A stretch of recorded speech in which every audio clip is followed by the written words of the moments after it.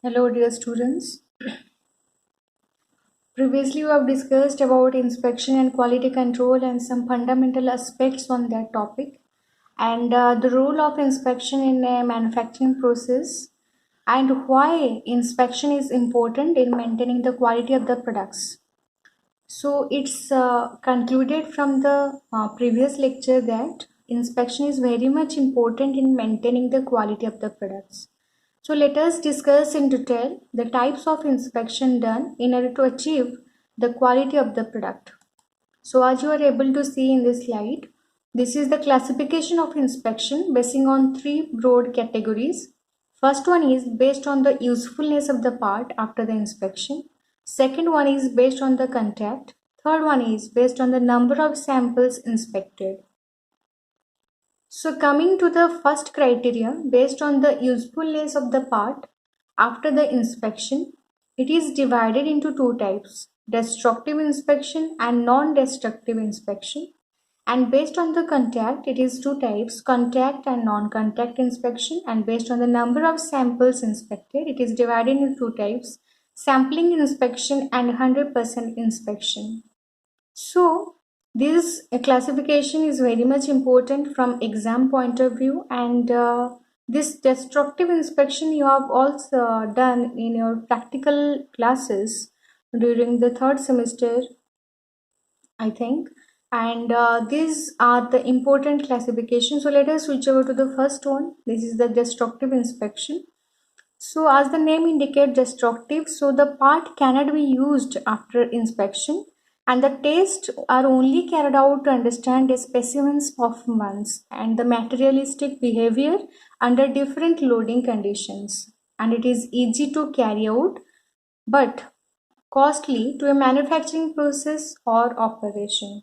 And the most important example of this destructive inspection is UTM, that is Universal Testing Machine, in which different types of tests can be performed like the tensile test, shear test, bending test, etc. So, and the compression test also can be done by this UTM. So we will focus our attention in tensile test, how to perform tensile test and how the specimen will fracture. So let us see here, this is the figure of a universal testing machine. You all have seen this machine in your labs.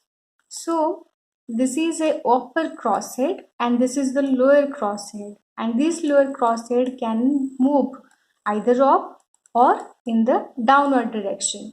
So we have to maintain minimum distance when we want to grip a specimen in between the upper head and the lower crosshead. So when the specimen is gripped, you have to take care that the specimen is gripped very tightly in the upper and in between the upper and the lower crosshead, so that there will be no slipping of the specimen.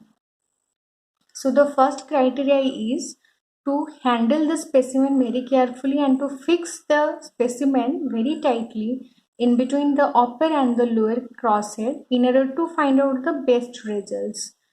So the types of specimen used is mainly round and the flat specimens, in which the materialistic behavior can be noticed in a very positive manner. So this specimen is kept in between these crossheads and gripped.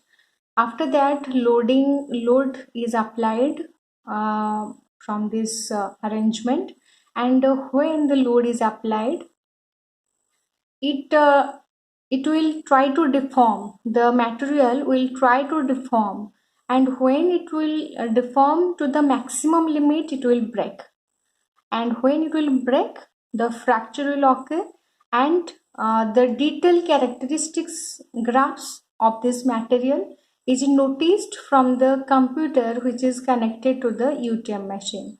So it is a digital UTM machine in which it is connected here to a computer and its panel where the load is applied through its hydraulic fluid. This is the hydraulic fluid chamber. So the load is applied here, and when it reaches the maximum load, it will breaks, And the characteristic curves like the stress strain curve between the stress and the strain, the load and deflection, load versus stress. So any type of curve you can find out by this computer attached to this machine. So it is a very much easier testing process in which you can find out the materialistic behavior and the tensile strength, the elongation, and the elongation will provide you how much ductility it have. So it will provide each and every aspect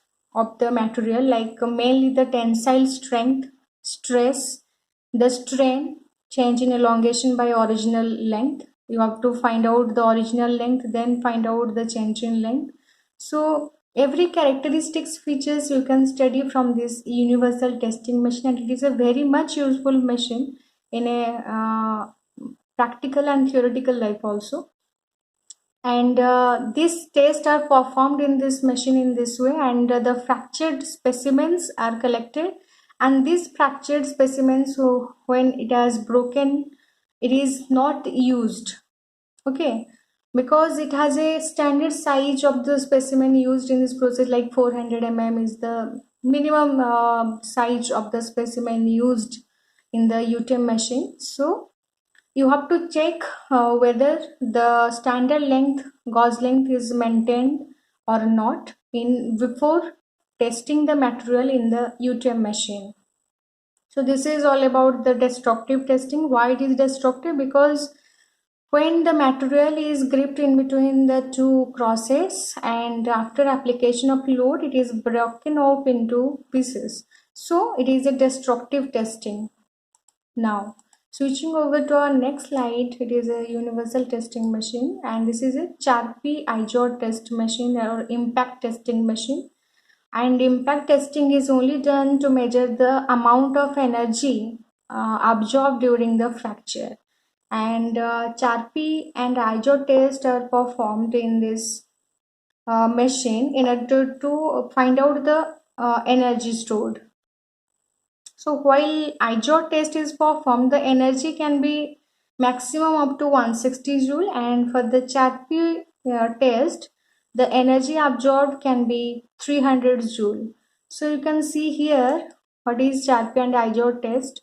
You have to keep the specimen horizontally in a Charpy test, and the pendulum will strike this specimen, and there is a notch in the middle of this specimen, and when the pendulum will strike on this notch part of the specimen, it will broken off into two pieces, and the amount of energy absorbed during this fracture is noticed by the digital machine. So it is also a digital machine. You are able to see here, this is the digitalized panel. It will show you the amount of energy stored or absorbed during the failure process, and this is the pendulum, and this pendulum you have to strike on the specimen. Similarly, the same process happened with the IJOT test, in which the specimen is kept like a cantilever beam, and in the IJOT test the maximum energy can be 160 joule, and for the Charpy it will be 300 joule. So for the IJOT test, it is looking kept like a cantilever beam having a notch on the front side, and when the pendulum strikes on it, it will break up into two pieces, as you are able to see in the picture. So this is all about the destructive testing. These two examples you can give. Now non-destructive testing. So method of material testing to assess the characteristics of a component without destroying it. As the name indicates, non-destructive. So it is a method of testing the materialistics behavior without destroying it, and it is quick, dependable, and information can be found out. Example, inspection of oil and gas pipeline, and NDT testing done for pressure vessel leaking, and railway